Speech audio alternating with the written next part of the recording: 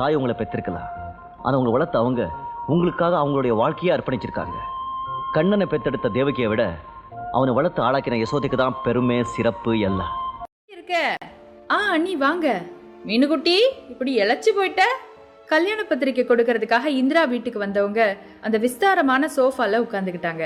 அண்ணி ஒரு 10 நிமிஷம் காஃபி போட்டுட்டு வந்துடுறேன். இந்திரா அடுக்களை பக்கம் திரும்ப வாக்கர்ல உட்கார்ந்திருந்த குழந்தை அவளை நோக்கி கைகளை உயர்த்துச்சு. ஒரு நிமிஷம் உன்னை காணாம இருக்க மாட்டா போலியே. ஆமா அண்ணி. இந்திரா குழந்தைய தூக்கிட்டு அடுக்கலைக்குள்ள நுழைஞ்சா. ஹால்ல உட்கார்ந்திருந்தவங்க தங்களுக்குள்ள பேசிக்கிட்டாங்க. இந்த வீடு ஒரு 50 லட்சம் தேருமா? அதெல்லாம் மேலேயே தேரும். என்ன பிரயோஜனம்? எல்லாம் அந்த அனாதை பிள்ளைக்கு தானே.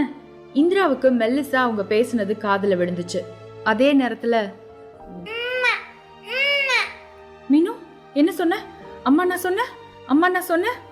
இப்போ இந்திரா மீனுவை நெஞ்சோட அணைச்சுக்கிட்டு சொன்னா, அண்ணி பார்த்து பேசுங்க, இவ ஒன்னும் அனாதை இல்ல, என் மக. இந்திராக்களை நீங்க அனுதாபமா பார்க்க வேணாம், அவங்கள வாழ விடுங்க, மீனுக்களின் அம்மாக்களாக.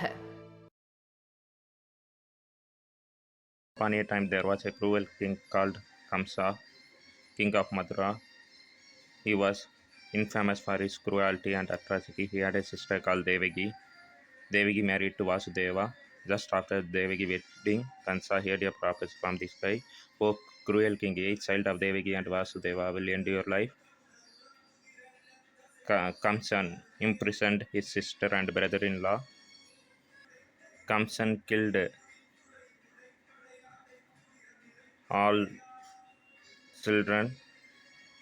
7 children of the couple. But Balram escaped. Balram, elder brother of Lord Krishna, god of agriculture. Rohini, first wife of Vasudeva, were surrogate mother for Devaki. Soon the Devaki gave birth to a child, Lord Krishna. You have to send this child to Nand house in Gokul, and you will have to bring Nand newly born daughter here. Vasudev did the same thing. When Kamsan tried to kill the daughter,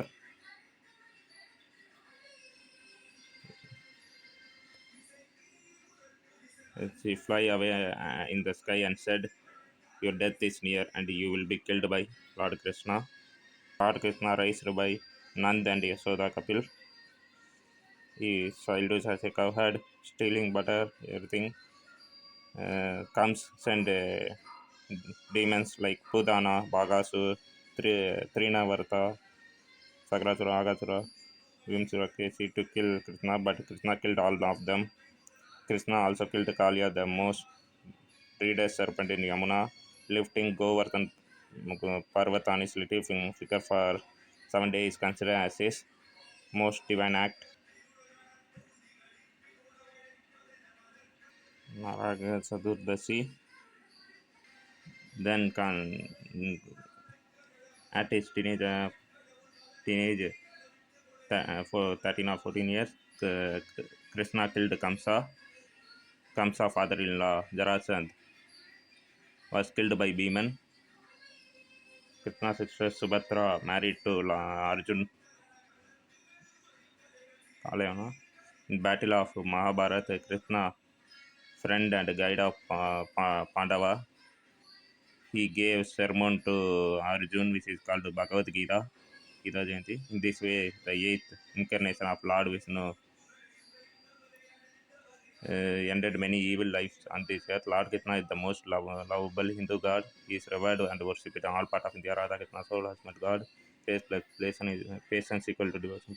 Dwarka submerged in sea due to Gandhari's curse. After his death, Lord Krishna get Kali Yuga started. 15 prediction of Kali Yuga also placed in Bhagavad Gita. Yashoda को complaint की कि देखो बाल कृष्णा कितना बेवकूफ है, वो मिट्टी खा रहा है। जब यशोदा ने कृष्णा को कन्फ्रंट किया, उसे अपना मुंह खोलने के लिए कहा, तब उन्हें उसके मुंह में पूरा यूनिवर्स दिख गया। Every child gives birth to a mother. हमारी बच्चों के साथ रिलेशनशिप कैसी होनी चाहिए, ये हमें बाल कृष्ण की स्टोरी सिखाती है। दुनिया में ऐसी एक भी फैमिली नहीं होगी जिसमें कभी झगड़े होते ही नहीं है। माँ बाप से डांट हम सब खाते हैं, भाई बहन जितना ज्यादा प्यार करते हैं उससे ज्यादा झगड़ते हैं, और कभी कभी हम भी हमारे पेरेंट्स से ना चाहते हुए भी रूडली बात करते हैं। लेकिन जब हमारे परिवार पर मुसीबत आ जाती है तो श्री कृष्णा बचपन में काफी नटखट थे। वृंदावन में उनके भी छोटे बड़े झगड़े होते रहते थे। लेकिन एक दिन इंद्रदेव ने वृंदावन में बहुत बड़ा तूफान बरसाया, इसलिए क्योंकि वृंदावन के लोग उन्हें छोड़कर गोवर्धन पर्वत की पूजा कर रहे थे। उस समय श्री कृष्णा ने गोवर्धन पर्वत को अपनी छोटी सी उंगली पर उठाया, जिसके नीचे सब लोगों ने आसरा लिया। वो टाइम नहीं था छोटे छोटे झगड़ों को याद रखने का, वो टाइम था एक साथ मुसीबत का सामना करने का। महाभारत में युधिष्ठिर कहते हैं, परस्पर विरोधे तु वयम पंचशते शतम परेस्तु विग्रहे प्राप्ते वयम पंचाधिकम शतम। एक दूसरे से लड़ते हुए हम 5 और वो 100 हैं, लेकिन एक एनिमी से लड़ते हुए हम सब 105 हैं। मुसीबत के समय एक फैमिली को कैसे एक साथ रहना चाहिए, ये सबक हमें श्री कृष्ण की एक कहानी सिखाती।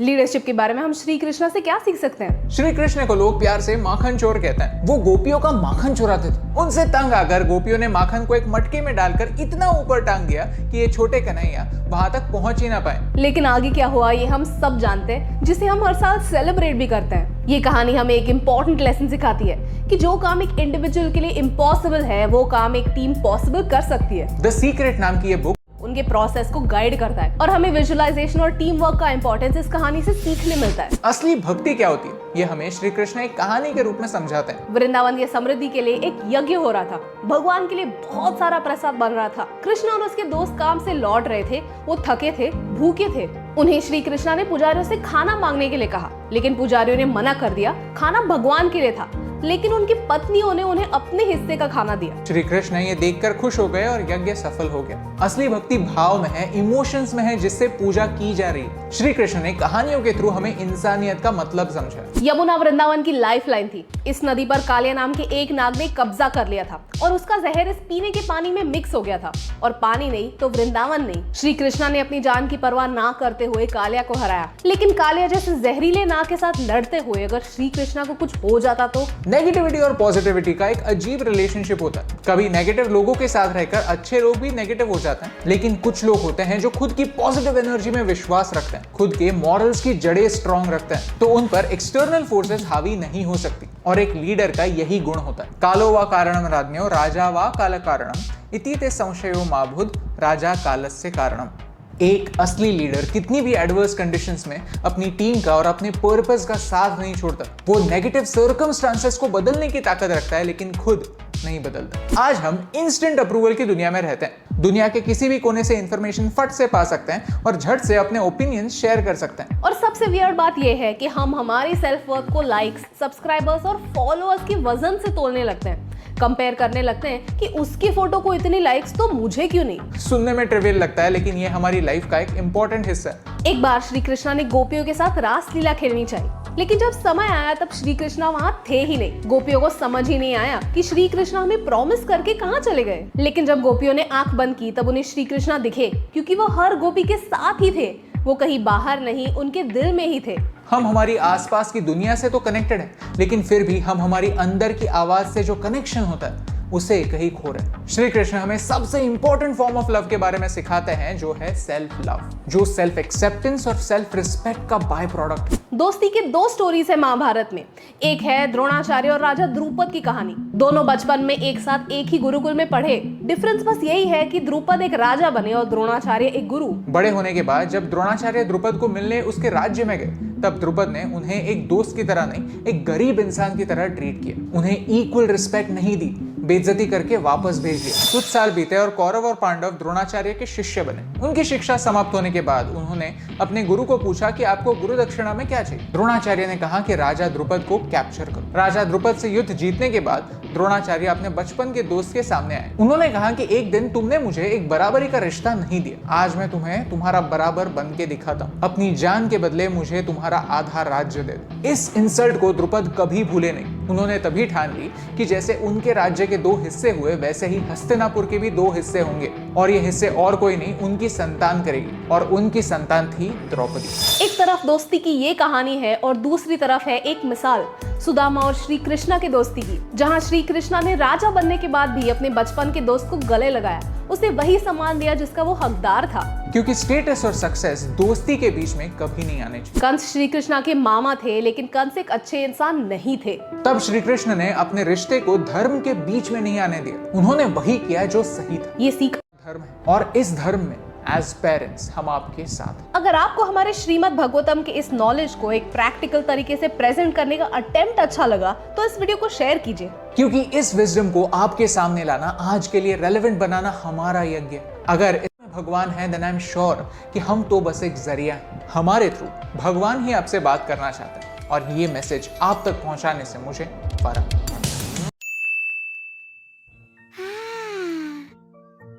बिल्कुल महाराज नंद, आप बड़े परोपकारी हैं। कृष्णा को फल चाहिए।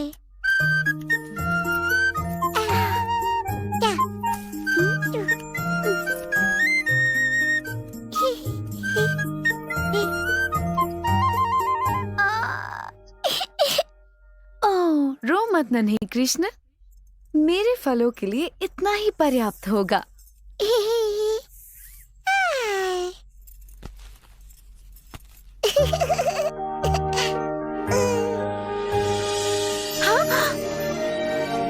ये कैसे हो गया? भगवान विष्णु का आशीर्वाद है। क्या होता अगर इसका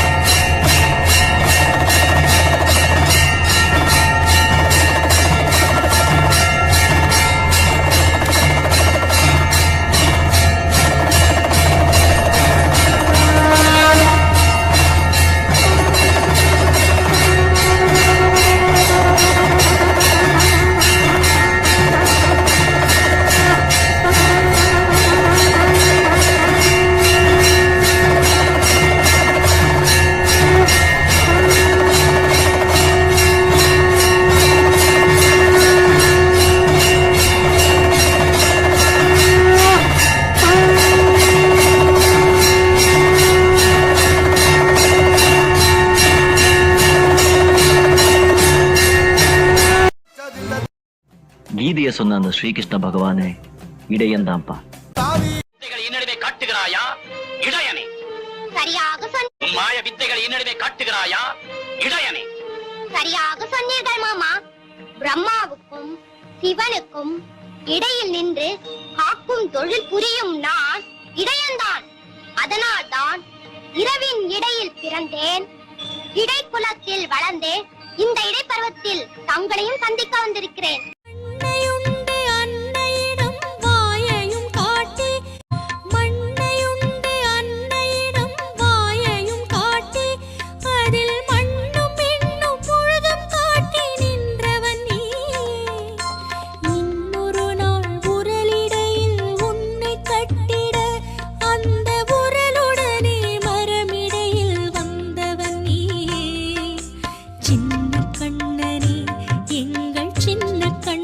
இன்னி வரைக்கும் கிருஷ்ண பக்தி அப்படின்னா அறிவொன்றும் இல்லாத ஆய் குலத்தூன் தன்னை பிறவி பெருந்தனை புண்ணியம் யாமுடையோ.